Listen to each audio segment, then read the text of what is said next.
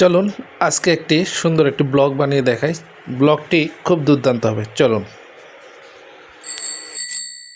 কোথায় যাচ্ছ? বর্ণমালীর বউ ভাতে। কোথায় যাচ্ছ বাবা? কাকার বউ ভাতে বলে দাও। এই একটা কাকার বউ ভাতে। আচ্ছা, আমরা সবাই রেডি বউভাতে যাওয়ার জন্য। এই যে আমরা চললাম, গাড়ি এসে দাঁড়িয়ে রয়েছে, তা আমরা এখন গাড়ি করে যাব। না ইয়ে তোরা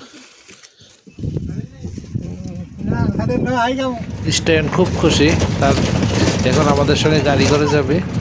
এই যে আমরা প্রায় চলে এসেছি উদয়পুর মাতারবাড়ির কাছে। এখান থেকে মাতারবাড়ির যে ডান দিকে যে রোডটা ঢুকবে সেটা দিয়ে আমরা এখন মাতারবাড়ি পার হয়ে বনমালীর বাড়ির দিকে ঢুকবো। বনমালীর বাড়িতে ঢুকতে গেলে আগে মাতার বাড়িকে দর্শন করতে হবে। তো আমাদেরও সৌভাগ্য যে বনমালীর বাড়িতে যতবার আসবো ততবার মাতার বাড়িকে দর্শন করতে পারবো। এটা মায়েরই ইচ্ছা যে বনমালীর বাড়িতে যেতে হবে, বনমালীর বিয়ের বৌভাত খেতে হবে। এই যে খুব সুন্দর মাতার বাড়ির দিঘির পাড়টা, এখানে অনেক দোকান বসে আছে। আমরাও রেডি, আমরা অপেক্ষায় কখন গিয়ে পৌঁছাবো।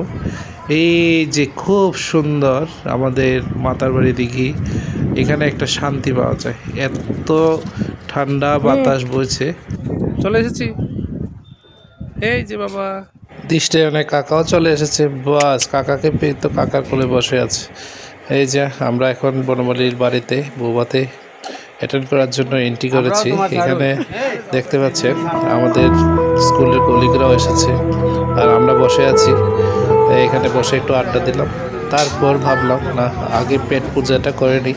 তো আমরা পেট পূজা করার জন্য বসে গেছি, আর খাওয়া দাওয়া করে তারপর